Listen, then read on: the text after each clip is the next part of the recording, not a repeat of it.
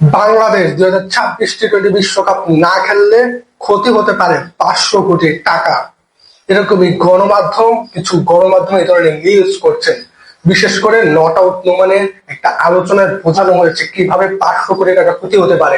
প্রথম আলোর নিউজে বোঝানো হয়েছে, বলা হয়েছে 300 কোটি টাকার মতো বিসিবির লস হবে, বিসিবি এই টাকাগুলো পাবে না। এটা কতটুকু সত্য, এটা কতটুকু হওয়ার চান্স আছে?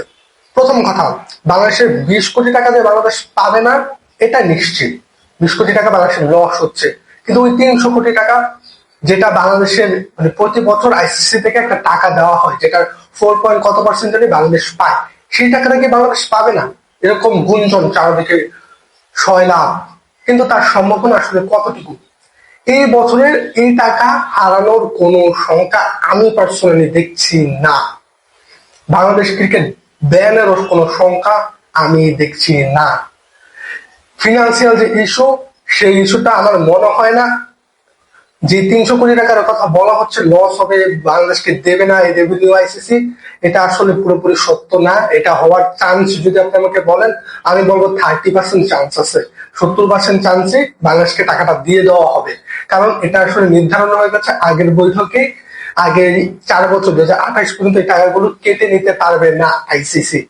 আইসিসির নিয়ম ভাঙা, বাংলাদেশ বিশ্বকাপ তো খেলবেন একটা যৌক্তিক কারণে, সেখানে আইসিসির নিয়ম ভাঙার কি আসলে কোনো প্রশ্ন রয়েছে? সবকিছু মিলিয়ে যেটা বলা হচ্ছে 500 কোটি টাকার মতো একটা ক্ষতি হতে পারে, এই তথ্য সঠিক নয়। হ্যাঁ, 20 থেকে 25 কোটি টাকার মতো ক্রিকেট বোর্ডের একটা ক্ষতি হবে, যেটা ভালো পরিমাণে ক্ষতিটা হবে। স্পন্সরের একটা ক্ষতি হবে, যারা স্পন্সর করে বাংলাদেশ ক্রিকেট টিমকে, তারা একটা বিশ্বকাপের দিকে তাকিয়ে কিন্তু স্পন্সরটা করে। ওই বিশ্বকাপে যখন বাংলাদেশ খেলতে যাবে, তাদের বাংলাদেশের জার্সিতে তাদের একটা স্পন্সর থাকে, এবং সেটা বিশ্বে ওই কোম্পানি এবং যারা স্পন্সর করেন তাদের যে কারণে যারা স্পন্সর করেন যে বিশ্বে সবাই দেখবে, এটার যেহেতু প্রভাব রয়ে থাকবে, স্পন্সর একটা ঝামেলা হবে। এবং প্রাইজ মানি, বাংলাদেশ যদি টি20 বিশ্বকাপে অংশগ্রহণ করতো তাহলে একটা টাকা পেত, ম্যাচ ফি, তারপরে আপনার সুপার 8-এ গেলে একটা টাকা পেত। সব মিলিয়ে মনে হয় বাংলাদেশে 20-23 কোটি টাকার মতো একটা ক্ষতি হচ্ছে। কিন্তু ওই 300 কোটি টাকার যে কথাটা বলা হচ্ছে, ওটা আসলে পুরোপুরি সত্যি না।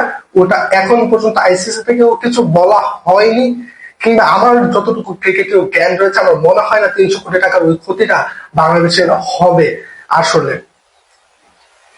আপাতত এতটুকুই ছিল নিউজ। পরবর্তী কোনো নিউজ পেলে অবশ্যই আমি আপনাদের জানাবো। আপনারা সঙ্গে থাকতে পারেন শিফু স্পোর্টস এর ইউটিউব চ্যানেলটাকে সাবস্ক্রাইব করে রাখতে পারেন, ফেসবুক চ্যানেলে ফলো বাটনটা আপনি টিপ দিয়ে রাখতেই পারেন। আপাতত আজকের মতো আমি বিদায় নিচ্ছি। আসসালামু আলাইকুম।